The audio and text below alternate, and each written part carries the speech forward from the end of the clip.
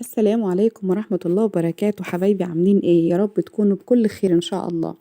قلت النهاردة اجيب الجريمة بتاعتي كده ونيجي نبدأها مع بعض كده. كلنا قاعدين طبعا، البيت كله قاعد بيتفرج على الماتش ان شاء الله، ويا رب بالخير وبالنصرة لمصر دايما. ماتش كرة القدم ما بين مصر والكاميرون زي ما احنا عارفين. فحبيت اعمل لهم كده جريمة كده بتاعت، زي ما بيقولوا كده، بتاعت نص الليل طبعا. احنا اتغدينا خلاص الحمد لله، وكان متبقي عندي كده في التلاجة صدر فرخ، فقلت استفيد بيه ونعمل حاجات كده خفيفة وبسيطة، وتبقى عشاء كده او تسلية واحنا بنتفرج على فين على الماتش. يلا نسمي الله كده ونقول السلام عليكم ورحمة الله وبركاته. اللهم صل وسلم وبارك عليك يا سيدي يا حبيبي يا رسول الله. زي ما انتوا طبعا شايفين كده، انا جبت الطاسة بتاعتي او الصينية الجرانيت بتاعتي، حطيت فيها بصلتين كبار كده حلوين قوي، عشان برضو كمان ناخد بالنا من موضوع ايه، الاوميكرون والكورونا والعدوى والكلام ده.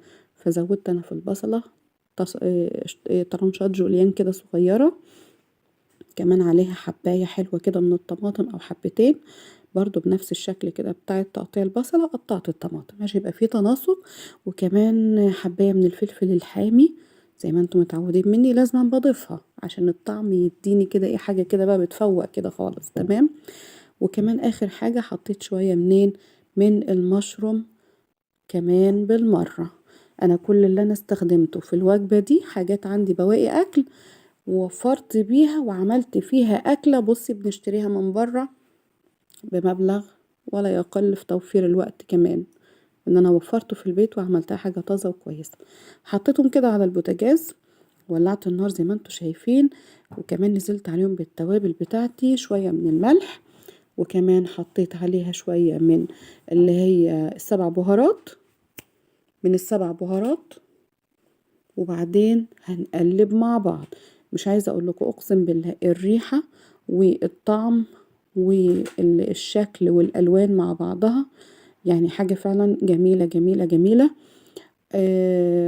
وكمان بعد كده بقى، واللي هيدينا بقى التكة اللي من مرمر ليكو، هنحط معلقة من الخل على الخلطة او شوية الحاجات اللي احنا حطيناهم دول. تمام.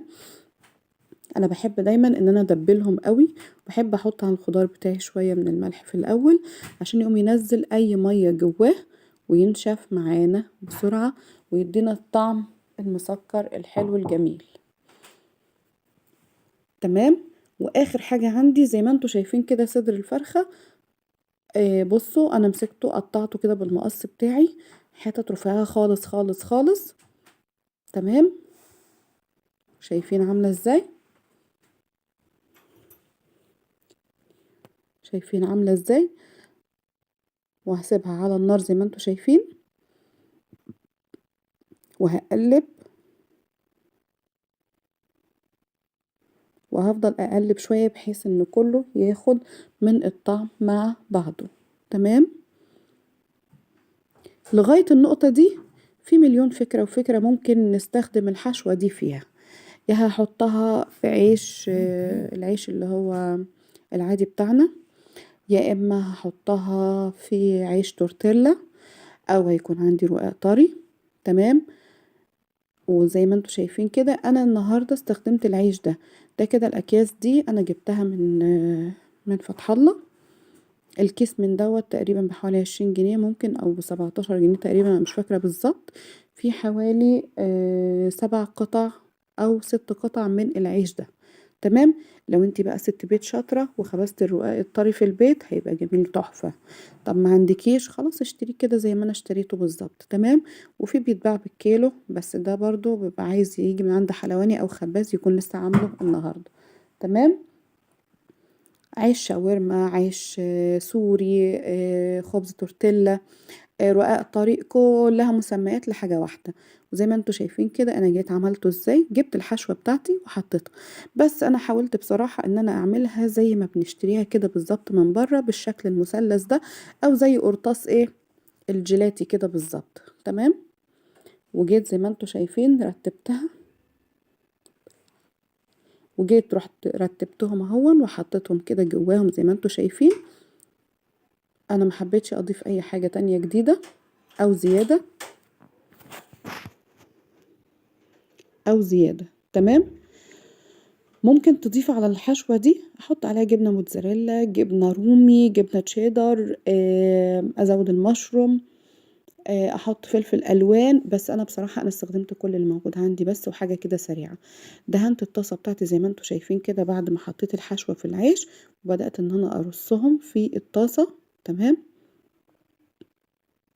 وبعدين ايه، هروح دهنة برضو الأرغفة دي برضو من على الوش بتاعها، بحيث لما اجي اقلبها هتاخد برضو مني لون. اوعي توصلي للجزء ده ويعجبك الفيديو ما تحطيش لايك، اقسم بالله بزعل فعلا حرفيا. يا جماعة اللايك ده دعم ليا، بتبسط، بحس ان انتوا فعلا متابعين معايا. صعبة دي يا جماعة. يلا بقى حطي لايك عشان خاطري. تمام. وهاجي كده اقلبهم زي ما انت شايفة كده، اخدت لون وردي حلو كده بسيط. بس هي او بمعنى صح تبقى دخلت في السوا زي ما انتوا شايفين كده، الكمية كده كلها خلصت. تمام.